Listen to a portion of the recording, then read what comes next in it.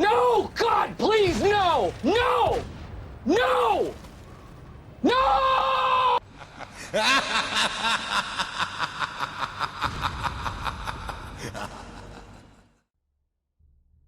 Hi guys and welcome back to the channel. Today I've got two replays in the Czech Tier 8 medium tank, the Ragnarok T-34-100. Now if you've been around the channel for a little while, you know this is one of my favourite tanks because, well, it's just fabulous, isn't it? It's great. It's a fantastic little auto-loading medium. It's very, very powerful. The 960 clip that you get is just fantastic. It unloads it in 25 seconds, which is brilliant. It may be even quicker now with the crew skills and stuff like that. And the put out time of the intro clip is also beautiful. When I first got this tank, it very quickly became one of my favourite tanks to play. It's just a hell of a lot of fun. Like, you catch people out and you just completely wreck them. It's great. So we're looking for that medium tank over there, and if he was up above, like in a good position, we would really trash him very quickly. So we're going to go for the snipe on that defender. Snipe the top of his engine deck. Then there's that guy at the back. It's like, okay then. Unfortunately missed the final shell, but we hit 2 out of 3 in that clip. That's not too bad. Now, back in the day, back before 6.0, it wasn't a sniper. It was sort of it was a short to mid-range flanker, really, because it wasn't that great at range, because 0.38 accuracy obviously isn't that good, and over range and that, you really felt it suffer. Obviously with the crew skills and that now, you can get it to be pretty damn accurate, so hitting shots like that engine deck on the defender isn't that hard, and snapping shots like that on the Dragon as well isn't that hard anymore. And it's just made it an even more comfortable tank to play. Now, in this middle bit on Sand River, I don't know about you, but recently, if we were the other spawn and we took this position here that I've just gone into, that position doesn't work that well anymore. I don't know whether they've changed the spawns or something. Me and Swindle were talking about it the other day. We don't know whether they've changed the spawns of it or anything. But like, if you go to this position from their spawn, you don't tend to do as well as you do from going to that position I've just taken up from our spawn. You tend to just get wrecked quite a lot quicker. Now, we're trying to poke up to see if we can get a shot at the guys who aggressively pushed in the north, but unfortunately we don't get any shots and we get tagged for it.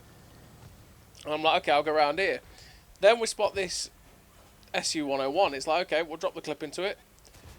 Don't pen one, unfortunately.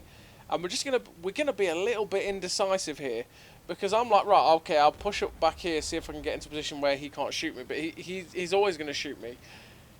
He's always gonna have a position to shoot me. So it's like, right, crap, I've got to get down and round. And luckily enough, he didn't shoot me, and the heavy tank missed me, which is fine. So we're now safe. We're waiting for that reload to go in. It's in. We're sure to hit the SU-101 down. Now we're going to look for see if we can try and get some shots at this heavy tank that's sat just over here. We can just about see its turret, but it's pulling back, which is delightful, and we shut him down now as well.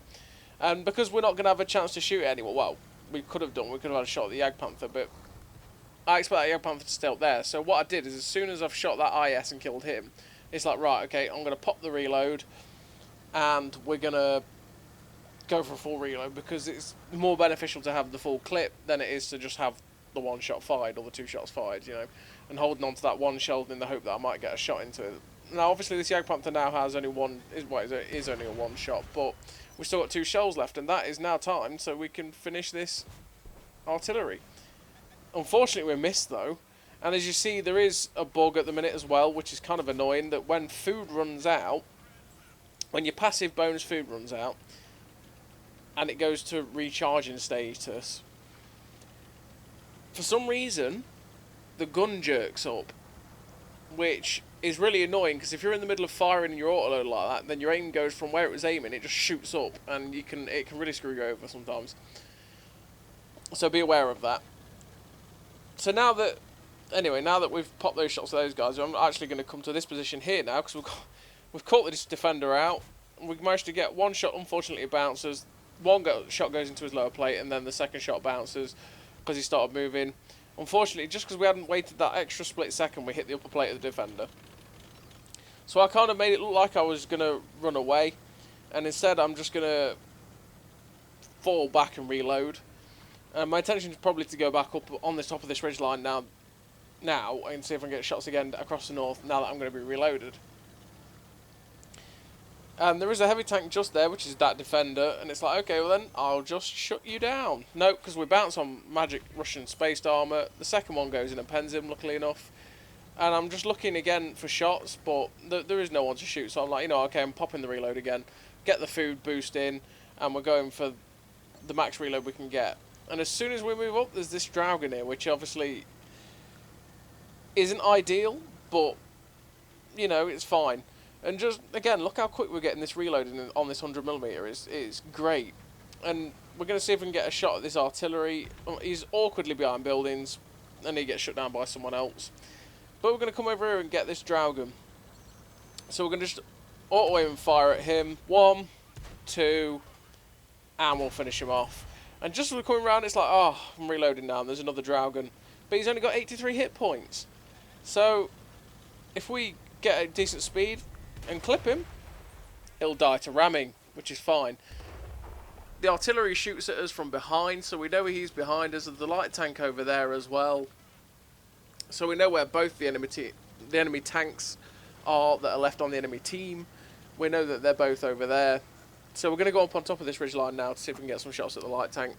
And it's a setter, so it is quite fat, and it's, you know, I mean, the setter's decent speed light tank, but it's very fat, so it's very easy to hit. And we managed to drop all three in and kill him. Now, it's like I say, we know exactly where the Crusader SP is, so we're going to go find him and hopefully shut him down. Now, at the minute, obviously, because there is no way to tell what kills we're on, I don't know what I'm on. And I'm kind of like, I know I've killed quite a few, right? Because you do get that sense, and I'm wanting to get this arty. And I was hoping that he'd be tucked into that corner, but he's not.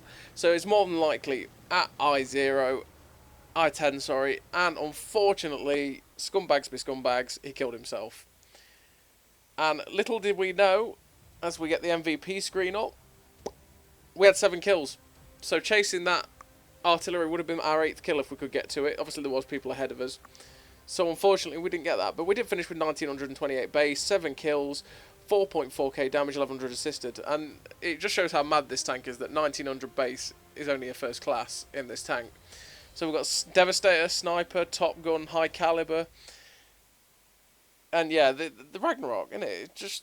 The Ragnarok's a beast. Honestly, it's such a fantastic tank. And hopefully many people got to pick it up over Christmas and get to experience what a joyful little tank this is.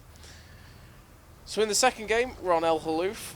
And we're going to go to the normal place that we get on El Haloof, which is C23. And obviously, that's the corner you want to go to, especially when you're looking at it and it's the encounter cap, basically. The cap's in that corner. You want to go up there. You don't want to be fighting along the 8, 9, 10 line or down in the valley, because it's a waste. Because if you go down that line and then they completely zerg the cap, then you're doomed. And obviously this replay was just before they brought in the green and red, so we still got blue and orange, which it is unbelievable how much of a difference red and green makes. I don't know what it is, it does make such a difference. So we're taking it up here, and we're like, okay, I'm either hoping something crosses down there, or something pokes its ugly head up there. And it is always a waiting game on this corner. And the most annoying thing is when you're sat here, right, and then people are just on your left, and they get spotted, and then they end up just getting, well, say getting shot at. They end up stopping the people crossing, because people see them and just go, nope, not doing that. Now that T-34-100 black is like, okay, hi friend, we're just going to dump our whole clip into you and kill you. There we go, 747 on the board, 1 kill.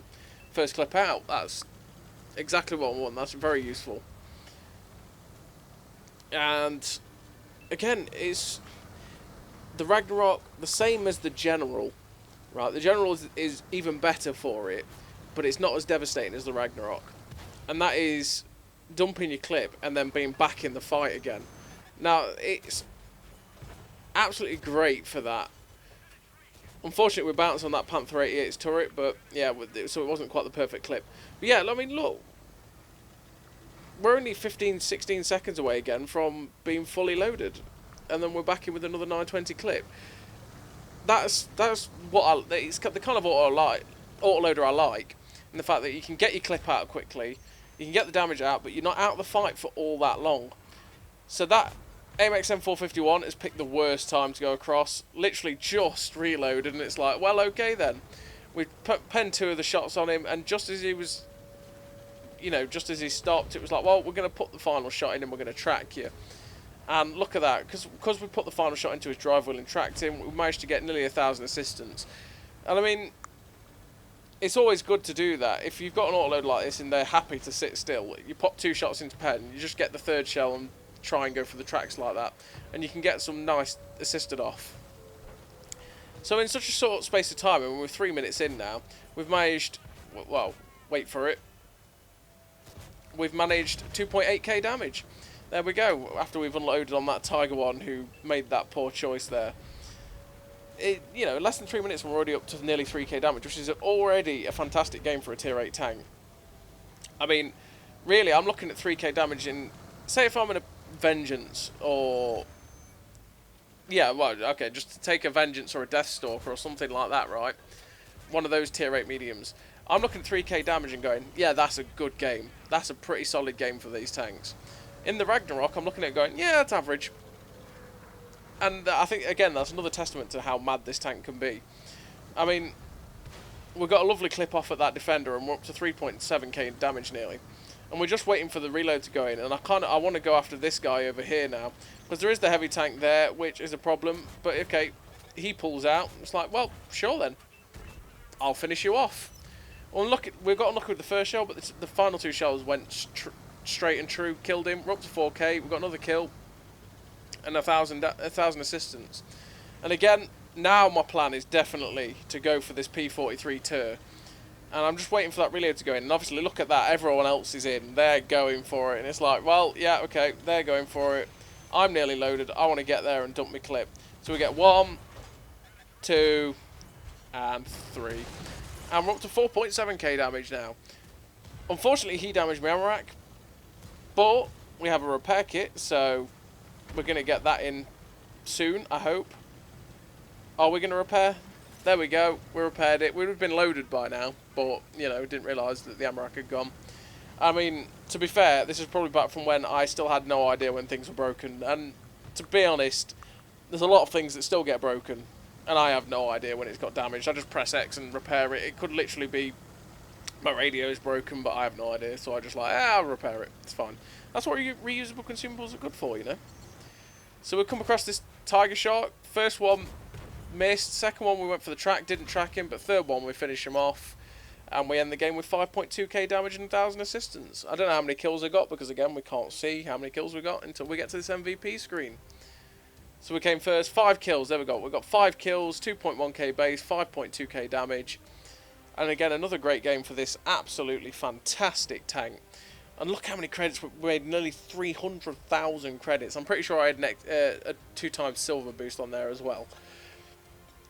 Beautiful tank. It's well worth the money if that ever comes up again. And we've got an ace tanker, high caliber, 2.1k base, 5 kills, 5.2k damage, 1,000 assistance, 6.3k combined.